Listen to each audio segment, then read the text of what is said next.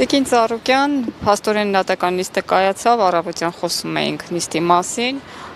ներկայացել են ընդամենը 2 անձնագրային ծառայությունների ղեկավարներ, թեև դուք արդեն հաղորդման ժամանակ ասել եք, որ վերաբերելի չէ, այնուամենայնիվ հարցաքննվեցին, ինչ որ հետևություններ արեցիք ձեզ համար։ Չէ, հետևությունը մենակ մի հատ էր, որ չգիտես ինչի քննիչը կոնկրետ Մարտունու շրջանի ինչ որ X ժամանակահատվածում պաշտոնավարած անձնագրայինի պետին ասել է, որ Իսագուլյանը քո հետ կապված է հայտարարություններ արել ու 1500 անձնագրերի մասին, ինչ որ էքսգումացիայից խոսած նախկին Մարտունու շրջանի պետի վերաբերյալ, ըստ իրա չարախոսության արդյունքում մեր քննչականները էքսգումացիա են արել, ինչ որ սենց իրավական դաշտից դուրս բաներ էր խոսում։ Չնայած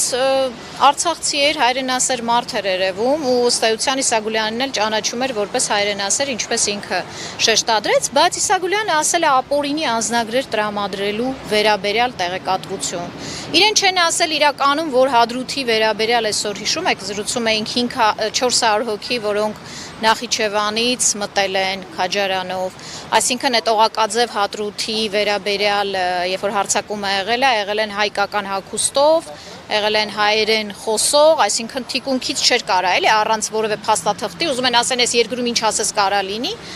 Մեզ համար տարօրինակ է եւ վերաբերելի ապացույցներ չեն, որ ինչի մի քանի հոգու Ինչի են որոշել, որ Հայաստանում կա 6 հոգի, օրինակ ազգագրայինի պետ, այդ 4-ին պետք է հարցաքննեն, ինչով է պայմանավորված, սա է։ Պարոն Իսագուլյանից դուք ինչ կավելացնեք այդ դատախազի տված հարցերի հետ կապած։ Չէ, որևէ բան, որտեղ այս մարդիկ, որևէ խնդիր ես անձնագրայինի պետերի հետ չունեմ, ոչ էլ իրանց է վերաբերվել իմ ասածը, սա առաջին է։ Մենք առաջարկել ենք շատ պարզ մեխանիզմ, ինչքան անձնագիր է տպվել Հայաստանի Հանրապետության համար, ինչքան է բաժանվել, փաստացի ինչքան է մնացել։ Մենք տեսնենք տարբերություն, այդ երկուսի գումարը արդյոք անում է տպածների քանակը, որտեղ անձնագիրը պատահական թուղթ չի, տպում են, բաժանում են, մնացորդ է մնում։ Հիմա արդյոք մնացորդի ու բաժանածի գումարը, հանրագումարը անում է այն ինչ որ տպել է։ Պարզ մեխանիզմ է, չգիտեք ինչու դա չեն կիրառել մեկ։ Հենց այսօր բոլորս գիտենք, դա ցուցադրվել է հեռուստատեսության վարչապետի դիվանագիտական անձնագիր առանց ստորագրելու կա։ Արկա է, դա ցուցադրվել է, ոչ մեկ հայտարարություն չի արել, որ պատկերացնում եք երկրի վարչապետի դիվանագիտական անձնագիր մարդը, ասենք $8000 Ղազախստանից պատվիրել ստացել է։ Հիմա ասել, որ չեն անում այդպես բաներ, չի եղել այդպես բաներ, տեսեք, կա գրավոր հայտարարություն ուղղված վարչապետին։ Ես նոր առաջի անգամ լսեցի, որ Մարտունում այդպես խոսակցություններ գնացել են։ Ընդ որում, պատկերացնում եք չարախոսության համար Մարտուն ինչի են էքզկումացիա արել։ Ուրեմն ինչ-որ մի բան կա, չէ, որ արել են։ Ինչ կապ ունի, ընտարենք 1500 հատ անձնագիր չկա։ Ինչ կապ ունի։ Մարտուն հայերեն ասում են արտաշիրում։ Արտաշիրում։ Հա։ Եվ ի՞նչ է։ Այսինքն հիմա նոր բաներ են բացահայտվում։ Փաստորեն մենք գնանք նայենք այդ քրեական գործերը մի հատ հետքերով գնանք տեսնենք այդ ինչ պատմություն է։ Այդ ինչ 1500, այդ թիվը նույնիսկ իմաց։ Ընդ որում 1500 մի հատ ուրիշ էլ թիվ կա, որ գրավոր հայտարարություն կա արված, հայտարարություն մարդը հաղորդում է տվել ու ընդ որում դա ուղարկել է վարչապետին։ Վարչապետն էլ դա ուղարկել է քննչական կոմիտե, մարդ որը ինձ չի ճանաչում, ես էլ իրան չեմ ճանաչում, չգիտես այդ ինչի այդ գործը կցվել է իմ գործին։ Այնտեղ կա հաղորդում, դրա հետքերով չեն գնացել։ Իսագուլյանը, որ մեղադրում է Քյարամյանին, որ ԱԱԾ տնօրենը պարտավոր էր իմանալ այդ բաները, որտեղ ով է երկրի ղեկավարին բաց զեկուցում։ Բնականաբար ազգային անվտանգության ծառայության տնօրենը։ Եվ գիտեք շատ հետաքրքիր է, իհարկե պետական գաղտնիքներ են, որ ասում են ԱԱԾ-ն չի կարող ազնագրեր տրամադրել։ Գիտեք, այդ դեպքում մենք ոչ հետախուզություն կունենայինք, ոչ հակահետախուզություն կունենայինք, հա, ժողովուրդը մենակ գիտի օպերատիվ համարներ, հա։ Բացի օպերատիվ համարները, օպերատիվ ազնագրեր էլ կա։ Հասկանում եք։ Ասել, որ ԱԱԾ-ն հենց ոչ մի կապ չունի եւ դրանով բացարձակ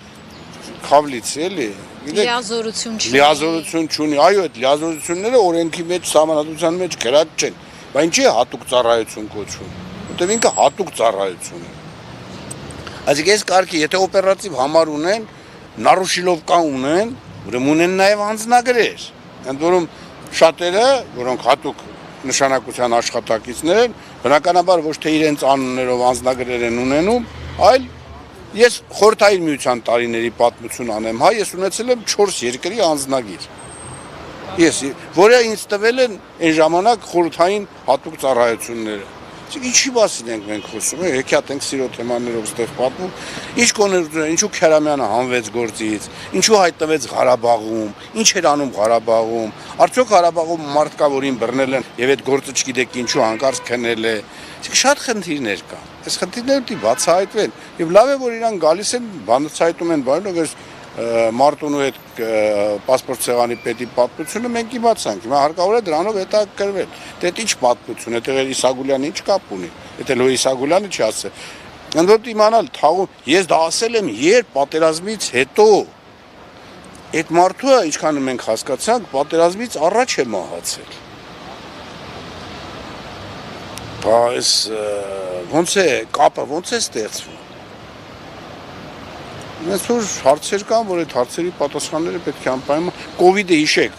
20 թվականի սկզբից մինչև արդեն 20 թվականի պատերազմի ժամանակ արդեն կար, բայց այդպես մահաբեր չէր, արդեն բուժման ձևերը գիտեի։ Մի խոսքով մութ պատմություններ են, որ կամած կբացահայտվեն եւ շատ հարցեր վարչապետը շատ կարևոր հայտարարություններ է արել, չէ՞։ Կապված կուսակրոնության, հա, եւ այլնի մենք այդ հարցերն էլ պետք կամած էդ էլ բացահայտենք, վարչապետը թող իր խոսքի տերը լինի, չէ՞։ Մենք ստիպելու ենք, որ ինքը իր խոսքի տերը լինի։ Սրբազանների հետ կապված։